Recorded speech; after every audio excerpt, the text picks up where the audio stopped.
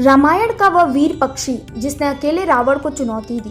भारतीय महाकाव्य रामायण में बहुत से वीरों, महापुरुषों, ऋषियों और योद्धाओं का वर्णन मिलता है। जटायु गिद्धों के वंश का एक विशाल काया के स्वामी था।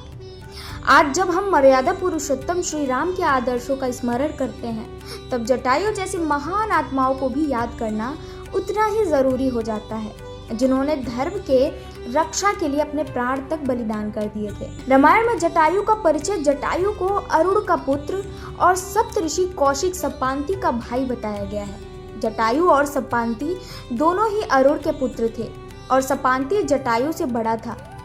अरुण सूर्य देव के सारथी थे और गरुड़ के भाई थे, जो भगवान विष्णु के वाहन हैं। पौराणिक मान्यता के अनुसार वह अत्यंत शक्तिशाली पक्षी था, जो इंसानों की भाषा समझता था और बोलता था।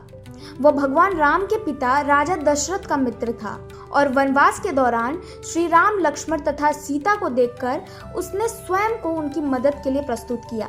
जब रावण सीता को पंचवटी के आश्रम से अपहरण करके ले जा रहा था, तब सीता ने मदद के लिए जोर जोर से पुकार लगाई। उसी मार्ग पर जटायु निवास करता था और उसने सीता की आवाज सुन ली। जटायु ने तुरंत ही उसने अपनी विशाल चोंच और शक्तिशाली पंखों के साथ रावण को रोकने का प्रयास किया और गर्जना करते हुए कहा कि अरे दशासन, मैं वृद्ध अवश्य हूँ, परंतु इस धरती पर जब तक धर्म जीवित है, कोई भी सीता को बलपूर्वक नहीं ले जा सकता। इसके बाद दोनों के बीच भयंकर युद्ध हुआ। युद्ध के दौरान रावण पर अपने नुकीले पंजों तथा चोंच से प्रहार किए। एक बार तो ऐसा लगा मानो रावण आगे नहीं बढ़ पाएगा, लेकिन अंत में रावण ने अपने खंडग से जटायु के दोनों पंख काट दिए।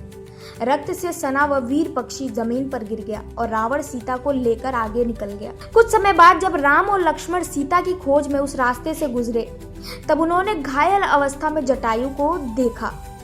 राम ने तुरंत उसे संभाला और प्रश्न किया, हे पक्षीराज, यह किसने तुम्हें ऐसा घायल किया? तब जख्मी अवस्था में जटायु ने अंतिम सांसों के बीच सारी घटना सुना दी। राम ने जटायु को अपने पिता तुल्य मानकर उनके शरीर का अग्नि संस्कार स्वयं किया। यह दृश्य रामायण का एक अत्यंत भावुक क्षण माना जाता है, जिसमें भगवान श्री राम स्वयं एक पक्षी के अंतिम संस्कार के लिए कंधा देते हैं। जटायु सिर्फ एक पक्षी नहीं, बल्कि धर्म, साहस और कर्तव्य बोध का प्रतीक है। उसने ये नहीं सोचा कि वह वृद्ध है या कि उसके पास रावण जैसा शस्त्रधारी प्रतिद्वंदी है। उसने यह भी नहीं सोचा कि परिणाम क्या होगा। उसने बस ये देखा कि एक निर्दोष स्त्री संकट में है और मदद करना उसका धर्म है। धन्यवाद।